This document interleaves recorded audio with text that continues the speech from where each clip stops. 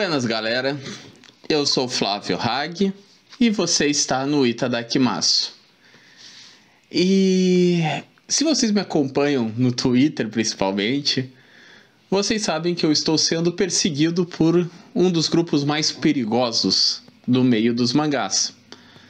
Eu estou falando dos Mashimers. E hoje a gente está começando um projeto novo aqui no canal.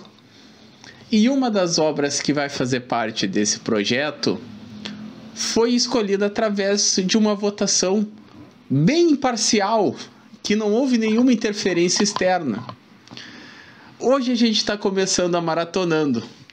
E a primeira obra que nós vamos falar é Fairy Tail.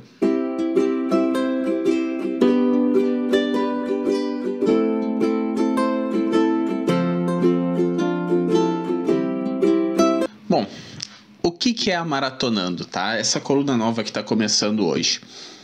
Já fazia um tempo, acho que desde o ano passado, inclusive, que eu estava querendo fazer esse tipo de vídeo. Porque a Maratonando, ela tem como foco obras muito longas. E quando eu digo obras muito longas, eu estou falando de obras que vão passar de 30, 40, 70, algumas chegando até a 100 volumes. E é muita coisa para fazer uma maratona inteira, porque é uma maratona que vai demorar muito e atrapalharia o resto das minhas leituras normais, né? Principalmente os vídeos de quinta, que eu tenho que ler uma obra ou terminar uma obra. Então ficaria ruim encaixar obras tão longas. Mas eu queria poder fazer vídeo dessas obras. E até por elas serem longas, são obras que têm grandes mudanças de arco, acontece coisas que depois vão impactar lá na frente. É diferente de obras de 10 volumes, que a gente até pode ter ali uns 3, 4 arcos, mas que eles são tão perto um do outro que fica mais fácil de comentar eles. Então, por isso eu queria fazer a Maratonando. Ela vai ser uma coluna em que nós vamos acompanhar 3 obras, tá? E eu já vou falar quais são elas, mas a gente vai acompanhar elas e vamos ter vídeos mensais em que eu vou comentar trechos dessas obras. Como eu falei antes, nosso primeiro vídeo é sobre Fairy Tail, tá? Essa obra a gente fez uma escolha lá no meu Twitter, eu fiz uma enquete com 4 opções e todo mundo escolheu Fairy Tail, né? Tinham 4 opções, foram mais de 150 votos e Fairy Tail teve 70% dos votos. Foi muito... não teve... em nenhum momento teve disputa. Hoje a gente vai falar dos 9 primeiros volumes de Fairy Tail, tá? E vocês devem estar pensando, Hag, mas já tem um vídeo de Fairy Tail aqui no canal. Sim, em dezembro, novembro do ano passado a gente teve um vídeo, ele vai estar aqui no card. E aquele vídeo também era sobre os primeiros 9 volumes, mas lá eu falei um pouco mais sobre a forma como eu vi a arte do Mashima, a forma dele narrar. Ficou um vídeo um pouco mais técnico, talvez por assim dizer, mas vai ser diferente desse. Hoje eu não vou falar sobre a arte, hoje eu não vou falar sobre a narrativa e nem sobre os meus problemas com Fairy Tail. Assistam aquele vídeo para ver esse tipo de coisa.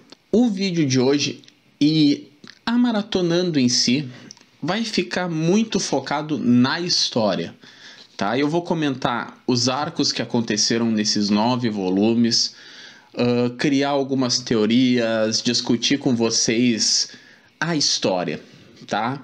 Eu vou fazer de conta que eu gosto de Fairy Tail, e isso vai ser muito difícil, mas eu vou tentar discutir a história com vocês. E bom, como eu falei, vão ser 3 obras, tá? Fairy Tail que vocês escolheram lá na votação, e as outras 2 não foram escolhidas por votação. São 2 obras que eu tinha na minha coleção e eu estava querendo ler elas há muito tempo, e eu resolvi juntar o útil ao agradável. Ambas estão voltando para o Brasil. Na verdade já voltaram, né? Já tiveram volumes lançados. E eu vou aproveitar essa nova publicação delas para comentar a obra junto com vocês. Eu tô falando, obviamente, de One Piece e Bleach. Como vocês sabem, o One Piece está recebendo a edição 3 em 1 e Bleach está recebendo a versão remix. E eu tenho as tancos, né? Então eu não vou trocar, eu vou manter as edições tanco. Mas o que eu vou fazer? Eu vou ler as obras junto com o que está saindo no Brasil pelas edições especiais. Então eu vou ler de acordo com o que saiu nas bancas atualmente. Então, One Piece, por exemplo, o volume 1 é os volumes 1, 2 e 3. O volume 2 é o 4, 5 e o 6. E eu vou lendo assim. Sempre que fechar um arco, no próximo mês a gente vai ter o vídeo maratonando daquela obra. Nos meses em que não tiver fechado nem arco de Bleach nem de One Piece, entra Fairy Tail, que é o caso do vídeo de hoje. Porque Bleach fecha a sua primeira saga agora em agosto. Vai sair o volume 2 de Bleach e aí a gente vai ter o final da saga do Shinigami Substituto. Então, em agosto, o primeiro vídeo de Bleach. Em agosto sai também o volume 4 da edição 3 em 1 de One Piece. E isso seria o 12º tanco, que é justamente quando encerra a saga de East Blue. Então, em setembro, a gente vai ter One Piece. E aí, outubro, a gente vai voltar a falar de Fairy Tail. Eu vou botar aqui do lado agora o calendário para vocês terem a noção, tá? Então, agora hoje a gente está falando de Fairy Tail dos volumes 1 ao 9. Em agosto a gente vai falar de Bleach, a edição 1 e 2 da Remix e 1 até 6 da Tanco. Em setembro vamos falar de One Piece, o volume 1 ao 4 da 3 em 1 e os volumes 1 a 12 da edição Tanco. E aí em outubro voltamos para Fairy Tail, dessa vez para falar dos volumes 10 até o 20. E depois disso, aqui até eu já estou deixando mais ou menos até maio, mas sempre que a gente estiver andando os vídeos, sempre que sair um maratonando novo, eu vou avisar para vocês quais são os próximos volumes que a gente vai ler no próximo mês, tá? Então, continuem acompanhando nossas redes sociais, acompanhem os vídeos para vocês terem essa ideia. E bom, já tá longo, né? Já foi quase 8 minutos aqui só na apresentação da Maratonando. Mas como esse é o primeiro vídeo, eu precisava fazer isso, situar vocês bem do o que vai ser a coluna. Então, passada essa fase, vamos agora falar da obra do dia. Eu reli Fairy Tail, né? Teve aquela minha leitura, eu falei no vídeo do último ano, mas eu reli para poder fazer o vídeo direitinho, falar da história. Então, vamos lá, vamos começar a falar de Fairy Tail. Bom, a primeira coisa que chama a atenção em Fairy Tail é que, diferente de Bleach e One Piece, ela não é uma obra que dá pra gente montar grandes sagas, né? Não dá pra gente definir, por exemplo, que nem Bleach tem a saga da Soul Society, a saga de Arrancars. One Piece, por exemplo, a gente tem Baroque Works, a gente tem Enies Lobby. Em Fairy Tail não dá pra fazer isso.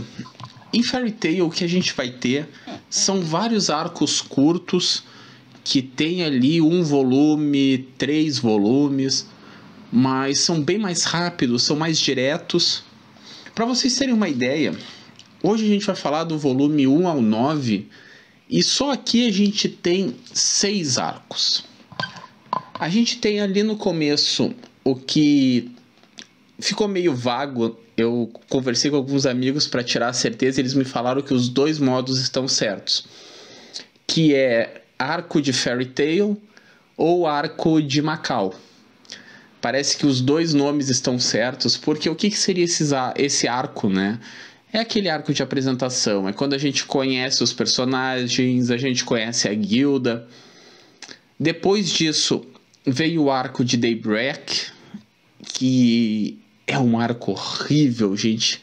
Foi difícil ler.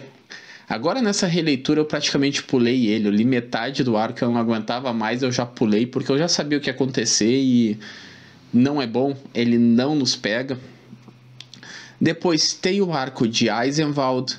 E para vocês terem só uma ideia, tá? Uma ideia base.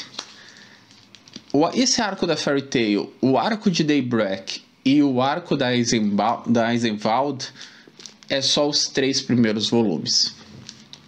No 4º volume já começa o primeiro arco maior, que é o de Galuna Island, que tem 2 volumes. E aí sim, nos 6, 7, 8 e 9 a gente tem o maior arco até o momento, com 4 volumes, não chega a ser 4, ele é 3,5, que é o arco da Phantom Lord. Naquele vídeo do ano passado eu falei bastante que foi um arco que mudou a minha percepção de Fairy Tail. E nessa releitura também foi, eu vou falar disso daqui a pouco. E para fechar, no finalzinho do volume 9, ali uns 4, 5 capítulos, a gente tem um mini arco do Loki, que é um personagem, mas é um arco muito bom e que eu achei muito interessante. Então a gente tem aqui, nesse primeiro momento, a primeira coisa que chama atenção em Fairy Tail é que são arcos diretos, são arcos mais curtos, rápidos e que já se resolvem. Não tem aquela enrolação, aquela coisa de... por exemplo, vamos pegar aqui um exemplo, One Piece e a saga de Enies Lobby, que eu acho que é a 4ª saga, né? Em Enies Lobby a gente tem 2 arcos principais. Na verdade só temos 2 arcos, não, temos 3. Eu sempre esqueço do arco do Fox. Mas a gente tem o arco do Fox com um volume que nos apresenta o primeiro almirante. Depois a gente tem o arco de Water 7, que só ali eu acho que ele tem uns 5 volumes, com um monte de coisa rolando em Water 7, o atentado terrorista, o grupo se separando, Mary precisando de conserto, aí vem o Frank e rouba o dinheiro deles, muita coisa acontece. E aí veio o grande arco de Enies Lobby, que é o arco que dá nome à saga, e também é um arco grande ali com seus 6, 7 volumes, e ao todo a saga de Enies Lobby tem em torno de 13, 14 volumes. Fairy Tail não tem isso. Aqui eu li 9 volumes que não formam uma saga gigante, que praticamente possuem suas histórias independentes uma da outra, né? É como se a gente só estivesse acompanhando a vida da Fairy Tail, né? A vida da guilda Fairy Tail. Então, em determinado momento vai acontecer uma missão específica para um ou outro personagem, e em outro momento toda a guilda vai ser envolvida numa guerra. E isso é interessante. É interessante porque, diferente do que a gente está acostumado a ver em obras, Fairy Tail não segue exatamente aquela questão de uma história linear. Sabe, Fairy Tail até tem uma história linear, mas vocês vão ver quando a gente começar a falar de Bleach, One Piece, que não segue o mesmo modelo. Bleach, por exemplo, é uma história corrida. Ela não tem pausa, não tem time skip. Tem um time skip, na verdade, mas é tipo... tudo acontece porque aconteceu a outra coisa antes. Sabe? A Soul Society acontece porque o Ichigo pegou os poderes da Rukia lá no Shinigami substituto. A Rancars acontece por causa do que aconteceu no final de Soul Society. E as coisas vão indo numa crescente, sempre indo um atrás do outro. Um outro exemplo que a gente poderia pegar disso é Naruto. Tudo em Naruto acontece de uma forma contínua, uma coisa vai engatando na outra. A gente vê ali formando o time 7, e aí eles vão para a primeira missão deles, e quando eles voltam da missão já vem o exame Chunin, e por causa do que acontece no exame Chunin, o Sasuke vai embora, E porque o Sasuke foi embora, o Naruto vai treinar e uma coisa vai se engatando na outra. E aí vem, depois já na segunda fase, vem a questão da Katsuki. Quando a Katsuki acaba, o Madara já invade. Uma coisa vai se engatando na outra. Então, o normal, né, o costumeiro, é a gente ver uma história contínua em que tudo vai acontecendo junto. Em Fairy Tail, não. Fairy Tail me lembrou um pouco Dragon Ball.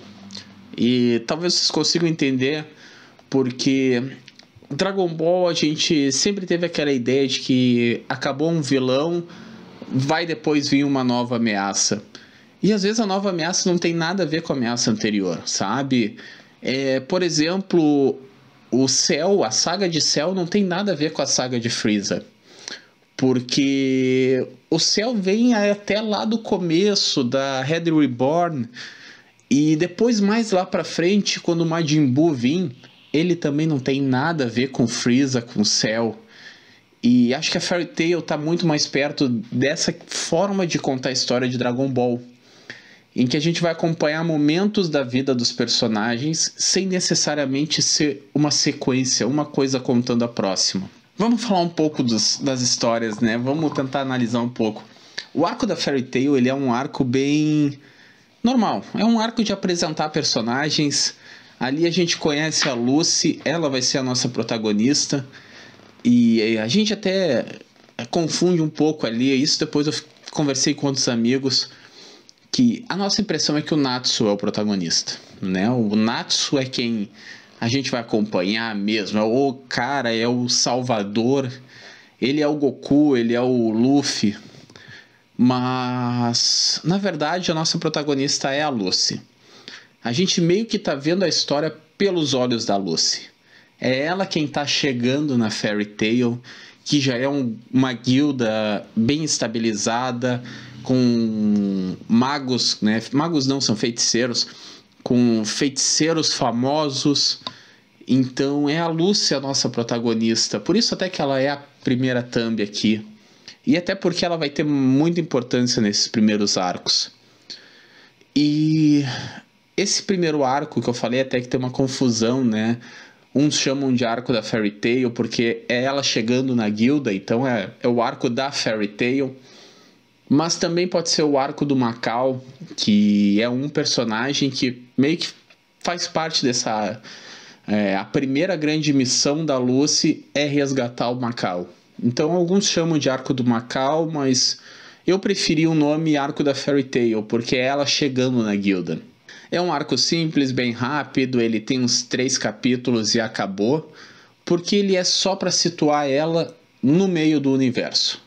É para ela entender como a guilda funciona, como é que são a formação de grupos. Depois disso veio o arco da Daybreak, eu acho que seria certo. E eu falei antes, é um arco muito ruim. É um arco que parece que o Mashima está experimentando piadas e ele é maçante, ele é repetitivo e ele não agrega nada na história. A gente até consegue entender um pouco a questão de poderes, principalmente os poderes da Lucy, mas também não é um arco que agrega muito. Então vamos pular, eu não vou dar muita corda para esse arco porque ele não serve de nada. Agora começam os arcos que eu acho que começa a valer a pena a gente começar a conversar. E aqui vocês vão começar a entender um pouco o que é a Maratonando, tá? Porque primeiro veio o arco da Eisenwald, que é uma guilda das trevas e que ela quer matar todos os mestres de guilda. E primeiro que ela é interessante porque é quando a gente tem um primeiro grande vilão. Até então ali a gente teve que resgatar o Macau e depois o arco da Daybreak. Não dá pra chamar o inimigo ali de vilão. Ele é só um cara que estava na missão. Na Eisenwald não, a gente realmente vê um cara que tem uma motivação, que tem um background por trás dele, e é interessante. A questão das guildas das trevas também é muito legal. O inimigo tem um poder interessante, tem uma luta boa entre ele e o protagonista. E ali começa a se criar algumas teorias interessantes que eu Eu tenho meu caderninho de teorias aqui, coisas que talvez eu queira ver ainda acontecer. E 2 pontos me chamaram muita atenção. O primeiro é a questão da Guilda das Trevas, que são as guildas que não se submeteram às regras legais. Então elas meio que vivem no submundo. Então a gente viu a Eisenwald, ela é uma guilda das trevas. E fica a curiosidade de outras guildas das trevas. Será que elas vão aparecer? Eu estou muito curioso, eu espero que sim. Então eu vi ali que tem um certo potencial. Podem ser guildas muito mais agressivas do que a Eisenwald. Podem ser guildas que matam, guildas que... Então eu estou curioso, eu acho que aí é um ponto que vale a pena cuidar. E mais o principal é, obviamente, o poder final, que ele abre a grande teoria, né? Porque a Eisenwald queria matar os mestres de guilda e para isso ele usou uma flauta amaldiçoada. E aí tinha um demônio dentro dessa flauta que alguns mestres de guilda chamaram de demônio do livro de Zeref. E aí a ideia que fica é que existem mais coisas desse livro de Zeref. Eu acredito que provavelmente vai ser usado, né, uma técnica narrativa, né, que tu... Eu esqueci o nome, Arma de Tchaikovsky, eu acho que tu apresenta um negócio que tu vai trabalhar mais pra frente, e eu espero que isso seja o caso. Eu espero que essa questão dos demônios do livro de Zeref não sejam esquecidos, eles sejam trabalhados e em determinado momento a Fairy Tail se depare com outros demônios, com outras maldições. E eu acho que isso tem um potencial bem interessante. Era um demônio bem poderoso. E se ele talvez fosse um demônio já mais fraco do livro, pode ser que outros demônios sejam ainda mais fortes. Ou até mesmo o próprio Zeref, que era o dono desse livro. Então eu estou bem curioso com essa parte. E aí a gente vem pro 4º arco, que é o arco de Galuna Island, e também é um arco muito interessante que vai nos apresentar algumas teorias novas. Tem mais um demônio ali e que também nos dá a ideia de demônios, de maldições. Então esse universo parece ter bastante disso. Algumas pessoas querem despertar esses demônios. A gente até tem uma ideia aí de 2 personagens que estão agindo escondidos para talvez despertar esses demônios. E eu achei que isso já vale um plot bem legal. O mais importante desse Galuna Island é que é um arco muito focado no personagem Grey. A gente vai ver o passado dele, o vilão do arco tem uma ligação com ele. Então é um arco bem legal. Esse vilão também é um vilão que meio que dá vontade de querer ver ele voltar mais pra frente. Então eu acho que Galuna Island já começa a nos trazer de novo a questão de algumas... eu falo assim, algumas bandeirinhas, né, que a gente coloca ali na história de coisas que tipo... isso aqui pode nos chamar a atenção mais pra frente. Só que aí passou Galuna Island, a gente chega no grande arco, pelo menos desse primeiro momento, que é o arco da Phantom Lord. E é muito interessante, eu falei disso no outro vídeo, vou repetir, porque ele é um arco que ele pega tudo que a gente gosta num Battle Shonen. Ele tem uma história forte, ele tem ótimas batalhas, são batalhas muito boas. E, de novo, é um arco que ele expande muito o universo, porque a gente tem o passado da Lucy, a gente descobre que ela é filha de uma importante família, e isso tem o seu peso. A gente descobre que entre as guildas existe uma rivalidade muito forte também, então uma grande guerra acontece. Também serve para a gente já começar a ter um pouco de teorias sobre os dragões, porque o Natsu é um caçador de dragões de fogo, e a Phantom Lord, que é a outra guilda, tem um caçador de dragões de metal. E quando o Natsu e ele conversam, eles percebem que os dragões que criaram eles desapareceram. E desapareceram no mesmo dia, no mesmo momento. Então fica a curiosidade se o que aconteceu com os dragões. Também é uma coisa que eu acho que a gente vai ver mais pra frente, né? Aquela bandeirinha que a gente crava, vamos botar na questão dos dragões. Vamos ver como é que isso aí vai ser trabalhado. E principalmente a questão da Lucy. A Lucy é uma personagem que amadureceu muito nesse arco. Até o arco depois vem aquele mini arco do Loki. A Lucy é uma personagem importantíssima nesse arco. A gente vê que ela desenvolveu muito o poder dela. Ela tá com um poder bem avançado. Então vamos botar mais uma bandeirinha na Lucy. Vamos ver como é que vai vir esse desenvolvimento dela. E bom, pessoal, hoje eu vou dar só essa pincelada por cima. E vamos ser bem sinceros, já deu quase meia hora de vídeo. Porque eu já tinha falado desses 9 primeiros volumes antes. Então, assistam aquele vídeo para vocês completar melhor a ideia. Vamos começar assim a maratonando, tá? Porque eu já tinha lido isso aqui, eu já tinha feito vídeo disso aqui. Então, de certo modo, não é um material inédito. Alguns amigos até me perguntaram se eu ia fazer vídeo dessa parte. Mas eu acho que valia a pena a gente começar vendo um pouco os arcos iniciais, botando as nossas primeiras bandeirinhas e a partir daqui começar, tá? Aqui foi mais uma recapitulação. A partir do mês que vem que a gente começa mesmo, como eu falei antes, eu vou botar de novo até a coluna aqui, o calendário.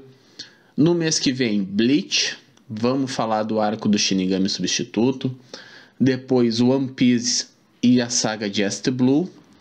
E aí em outubro voltamos para Fairy Tail, aí com coisas inéditas. Vamos ler do volume 10 até o volume 20. E aí sim a gente começa a falar mesmo do que eu ainda não tinha falado, né? Porque esses 9 vocês já tinham me visto falar deles. Bom, pessoal, por hoje é isso. Comentem aqui se vocês vão acompanhar essas nossas maratonas, tá? Leiam como vocês quiserem. Se vocês tiverem os volumes, peguem os volumes. Se quiserem ler por scan, leiam. Aproveitem até Fairy Tail, a JBC avisou que vai relançar. Então, se quiserem pegar aí pela JBC para talvez. Não sei se vai dar para acompanhar direitinho, mas se der, tentem aproveitar.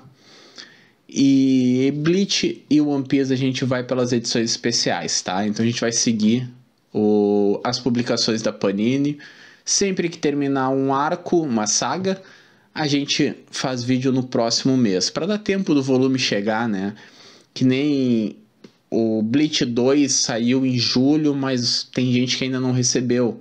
Então até a última semana de agosto dá tempo. A Maratonando vai acontecer sempre na última semana do mês, sempre na última terça, então nos acompanhem aí, tá? E por hoje a gente fica aqui. Não esqueçam de se inscrever no canal, deixem seu like, comentem se vocês vão acompanhar, comentem suas teorias também, né? Se vocês estão lendo as obras pela primeira vez, vai ser legal a gente ir tirando essas pinceladas. Prometo que Bleach e One Piece eu não vou dar spoilers, por mais que eu já saiba como é que tá na frente, eu vou tentar fazer vídeos dentro do arco, tá? Sem apresentar spoilers, sem dar o que vai acontecer. Mas nos acompanhem, vai ser bem legal. Por hoje é isso, a gente fica aqui. Na quinta a gente volta e a gente vai falar de uma franquia que eu gosto bastante. Então voltem aqui quinta para saber qual é. Até lá!